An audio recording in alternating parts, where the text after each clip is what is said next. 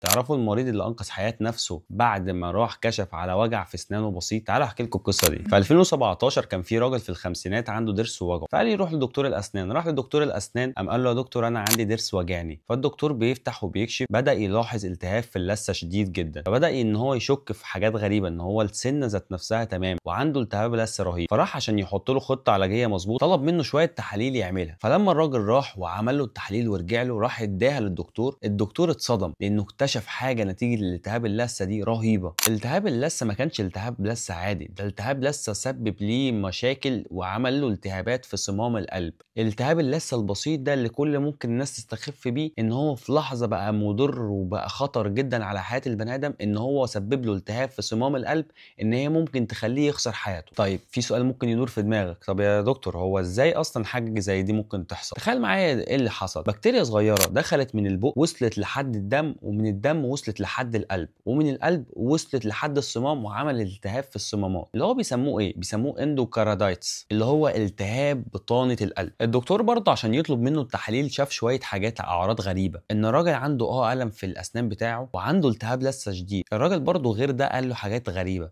قال له انا عندي تعب عام، عندي سخونيه، بحس بارهاق كده، عندي تعب في المفاصل، عندي ضربات قلب غير منتظمه. فساعتها الدكتور شك، فساعتها طلب منه التحاليل، فساعتها اكتشف ان هو عنده التهابات في صمام القلب. وبعد فحوصات اكتشفوا ان ده كله بسبب بكتيريا، والبكتيريا دي مش موجوده غير في البق. بيسموا البكتيريا دي ستريبتوكوكاس جوردوني. امريكان هارت اسوسيشن اكدت ان اي مشاكل في القلب ممكن تكون مصدرها الاساسي تكون نتيجه التهابات ومشاكل في الاسنان، وخصوصا للناس اللي عندهم صمامات صناعيه في قلبها او اللي عندهم مناعتهم ضعيفه. والقصه دي فتحت باب كبير في الطب، ان الفم مش بس مجرد مكان للاسنان، لا ده هو يعتبر مرايه لصحه الجسم كله. ونصيحتي ليك عشان تعمل وقايه اساسيه من اي امراض من الامراض اللي احنا ممكن ما نضمنش بتحصل نتيجه ايه، ان احنا محتاجين بس اي التهابات او اي امراض عندنا في اسناننا محتاجين نروح نعالجها فورا. محتاجين يبقى عندنا وقايه ودرايه بالنظافه الصحيه والنظافه الشخصيه كل يوم، زي ان احنا نغسل سناننا مرتين يوميا، مره الصبح ومره بالليل، كل مره مش اقل من دقيقتين بفرشه سنان ميديم او ناعمه. نستخدم الخيط الطبي بعد كل وجبه عشان نشيل الاكل اللي ما بين الاسنان وبعضيها، لان الحاجه دي ممكن تعمل لنا التهاب لثه وممكن تعمل لنا تسوسات